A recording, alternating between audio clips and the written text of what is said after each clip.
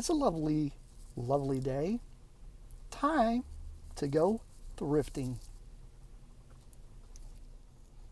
Well, we're here next to Savers again. You can tell by the silly Big Bob's Liquor flooring. Maybe in a liquor store. There's a Godfather's Pizza. Used to be here. Unfortunately, it's gone. Thanks to that thing that happened in 2020. Thanks, 2020, for ruining everything. Let's go thrifting.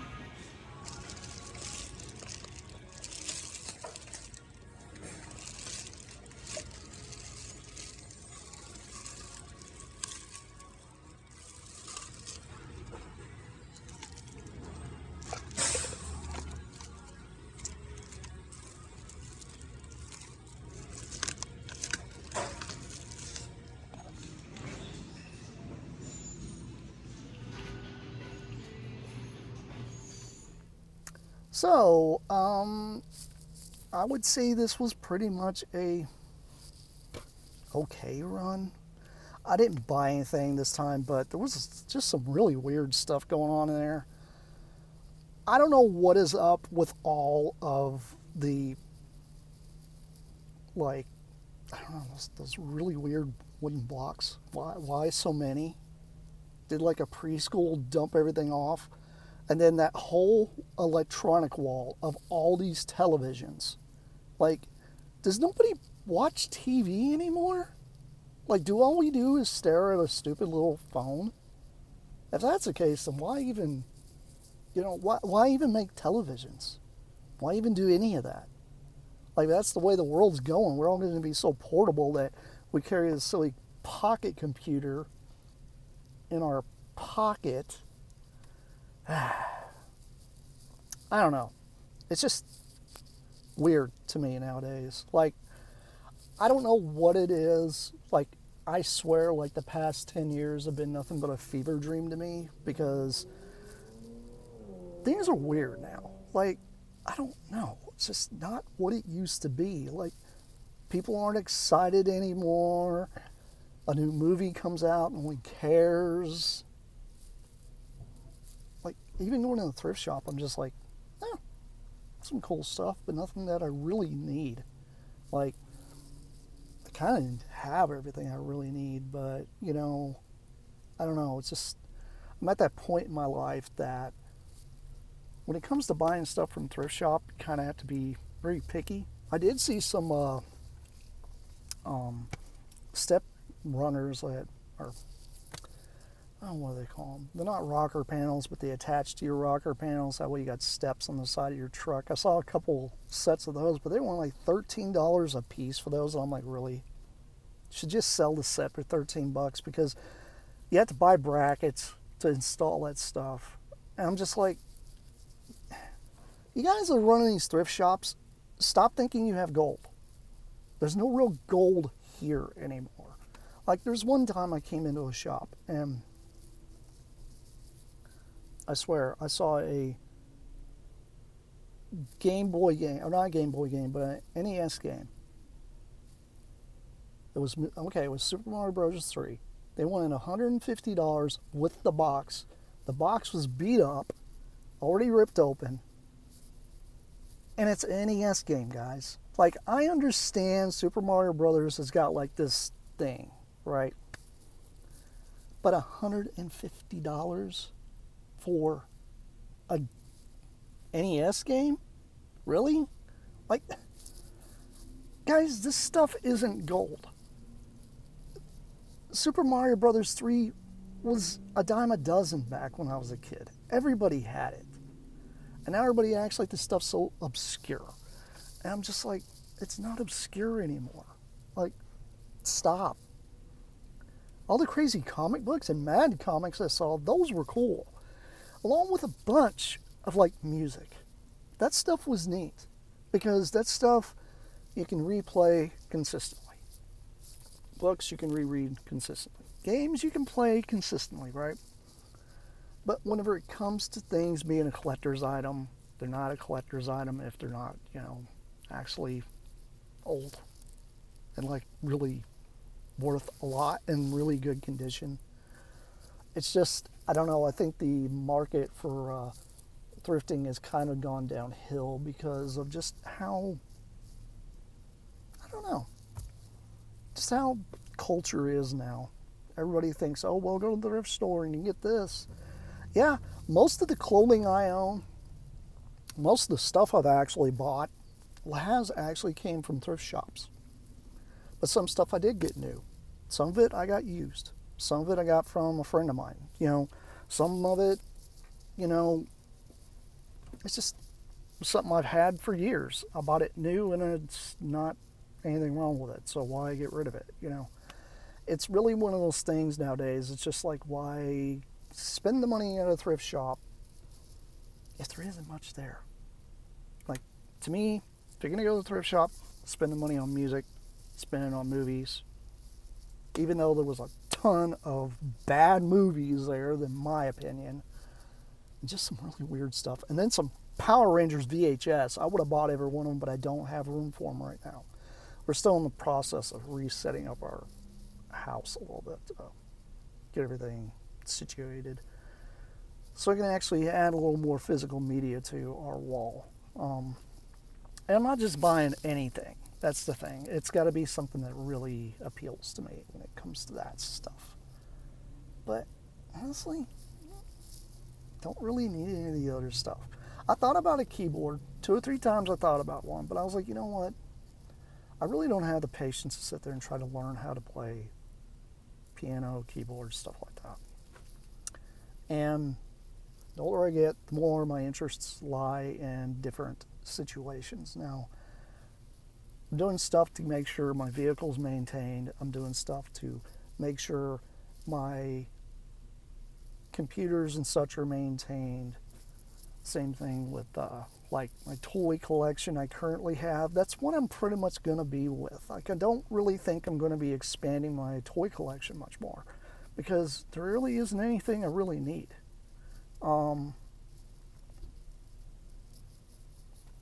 If, Hasbro does a thing with the Liege Maximo, cool. But I'm not going to pay no $50 for this figure if it comes out. I'm just not. It's not worth it to me. I'm always the kind of people that, I didn't even buy the G-Axis figure that came out, because they've only done G-Axis 3 times. And I know it's kind of going a little bit of a Transformers rant, but the point is, I don't jump on the stuff when it's brand new. I also jump on it when it's much older. Sometimes it's worth the money, sometimes it's not. I know some people are like, oh, my Generation 1 Transformer collection is like worth this much money. First off, when you go through your Transformers, go through what's actually G1. Okay, cool. Is it authentic G1? Cool. But was it reissued? How many times was it reissued? Therefore, that's going to affect your market. It'll drop it down. Even the times I've actually found Transformers, like I found that Metroplex one time in the thrift shop. Got it dirt cheap. Didn't pay a lot for it. Wouldn't complete, obviously. But in the day and age we live in now, people can get stuff pretty easily. And a lot of this stuff really isn't that obscure. It's mainly like my generation and older, really, that are kind of chasing down those specific robots. Me, I kind of pushed that to the side. And when I do find some cool stuff in the thrift shop, cool. It may be tempting, it might not be. But there are times that whenever I do go into the thrift shop, I do find that really cool thing. And I do buy it. But it's got to be really weird and obscure. And sometimes it's got to be really interesting, Like when there's stuff that comes out that you don't even knew it even existed. Like, the other day I went to the comic shop I work at every now and then. And when I went in there, they had this Transformers Care Bear crossover magazine. It's basically an advertisement type of thing talking about the 86 Transformers movie and the Care Bears movie, same time in this magazine. But it had a bunch of like little learning things, stuff like that for kids, right? Like when we were kids, that's what we would have found. And this was like some kind of like scholastic thing or something weird like that. But it was strange. That's the stuff I think that's really cool and obscure. When you walk into, most of the places nowadays, they want you to spend so much money. But what are you really getting in the end? That's the question.